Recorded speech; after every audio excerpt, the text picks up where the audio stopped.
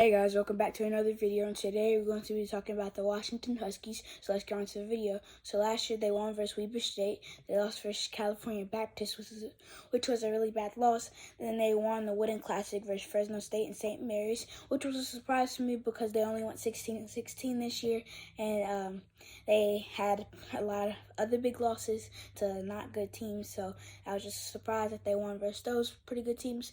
And then they lost at Oregon State, lost at 18 Gonzaga, lost versus 23 Auburn, lost versus USC, lost versus 11 UCLA, lost at 5 Arizona, and lost at Arizona State for a 5-game losing streak. They had some wins in between them, so those last 5 were the 5 that they lost in a row. And then they won at Colorado, which was a pretty good team. Then they lost versus 6 Arizona, lost at 9 UCLA, lost at USC, lost at Washington State for a 4-game losing streak. But then they won at California, and then they lost to Colorado in the Big 12 championship. They didn't make any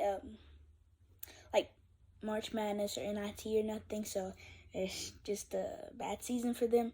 And then for their key losses, they lost Cole Bajema. He went to Utah, and he averaged 11.3 points, 2.9 rebounds, and shot 40.6% from 3. And then Keon Minifield, he came from Arkansas.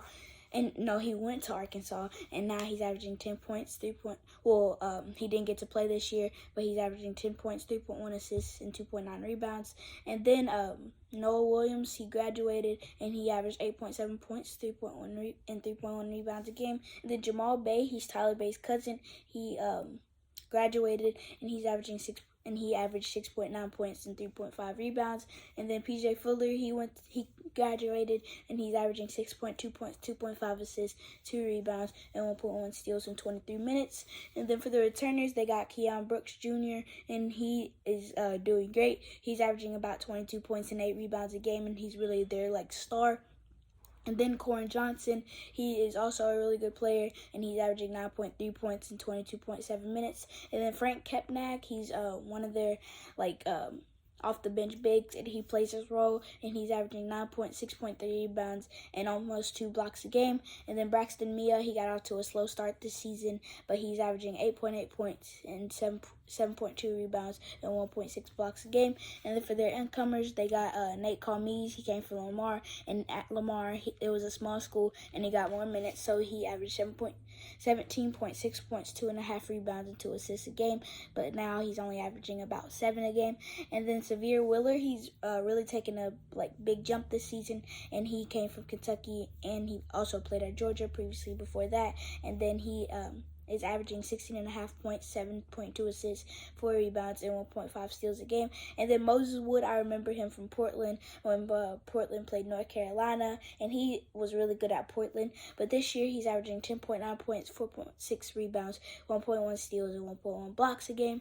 And then for Paul McKay, he came from Rutgers, and he's doing about what he did at Rutgers. He's averaging almost 9.6 assists and 5 rebounds a game. So he's really him and Severe Willer doing the guard spots. And then William Breidenbach, he's our last incomer, and he came from Nebraska, and he's averaging 3.4 points and 3.7 rebounds. He's also a guy who's playing his role, and he doesn't get many minutes. And then for this year's schedule, they won versus Bellarmine in Northern Kentucky, but then they lost to Nevada.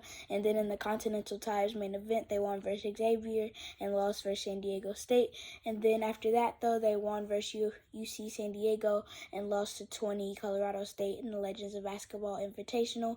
And Colorado State is a really good team, so there's only 3 losses, and those weren't bad losses because San Diego State was also a really good team. And Nevada, I haven't checked them out yet, but I will, and I'm assuming if they beat Washington, which is a good team, that they're also a good team. But yeah, that's about it. And then for their next upcoming games, they play on December 5th versus Montana State, December 9th versus 11 Gonzaga, which is going to be a battle because they're in Seattle, which is not Gonzaga, it's at Washington, but it's nothing to Gonzaga because they usually play there in that arena. And then on December 17th, they play at Seattle, which is a surprise because usually the big schools don't go out and play at the small schools.